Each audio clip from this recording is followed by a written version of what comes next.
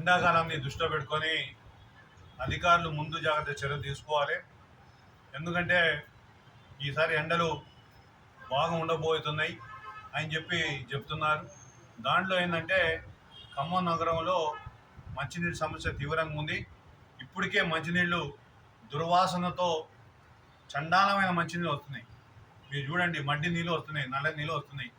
అక్కడక్కడ నిజాంపేట లాంటి ప్రాంతాల్లో వాసన వస్తుంది. అదేవిధంగా కిలా లాంటి వాటిలో నీళ్లు అసలు 2 రోజులు కూడా సరిగ్గా నీళ్ళు రావట్లేదు.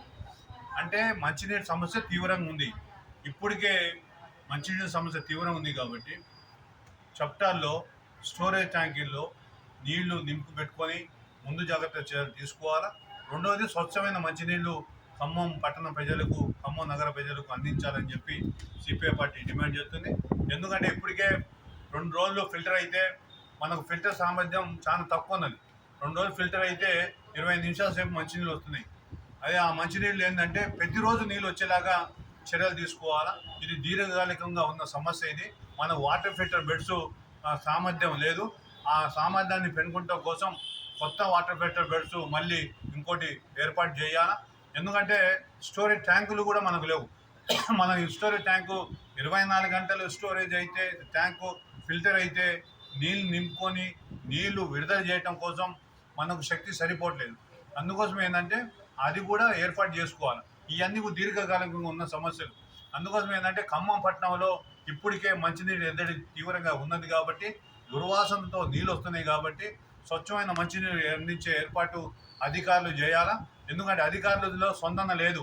అధికారులు కేవలం ఎవరైతే పిఎల్ ఉంటారో వాళ్ళు అధికారులుగా ఈ మున్సిపాలిటీ నడుపుతున్నారు, కార్పొరేషన్ నడుపుతున్నారు. అధికారులు నడపట్లేదు. కార్పొరేషన్లో ఎవరో కొంతమంది ఇది అధికారులు ఉండి నడుపుతున్నారు తప్ప పూర్తి స్థాయిలో అధికారులు పనిచేయట్లేదు అనేది ఒకటి విజ్ఞప్తి. ఎందుకంటే ప్రజలు పోయినా సరే కమిషనర్ కానీ ఎవరికి అధికారులను కలిసే పరిస్థితి లేదు.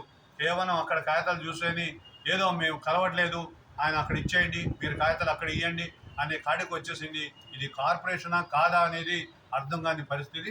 అందుకోసం ఏంటంటే గతంలో సలివేంద్రాలు ఏర్పాటు చేశారు. ఆ సలివేంద్రాలు కేవలం ఏంటంటే నామకే వాస్తే 60 డివిజన్లలో సలివేంద్రాలు ఓపెన్ చేసి చేతులు దులుపుకున్నారు. అది కేవలం పశువులు పండుకుంటం కోసం, కుక్కలు పండుకుంటం కోసం, విశ్రాంతి తీసుకుంటాం కోసం విశ్రాంతి కేంద్రాలాగా మారిపోయినాయి. ఆ 4 కుండలు ఉంటే ఆ కుండల్లో పురుగులు మూతలు లేకుండా ఉండటం, ఇది కూడా అన్నీ కూడా జరిగినాయి.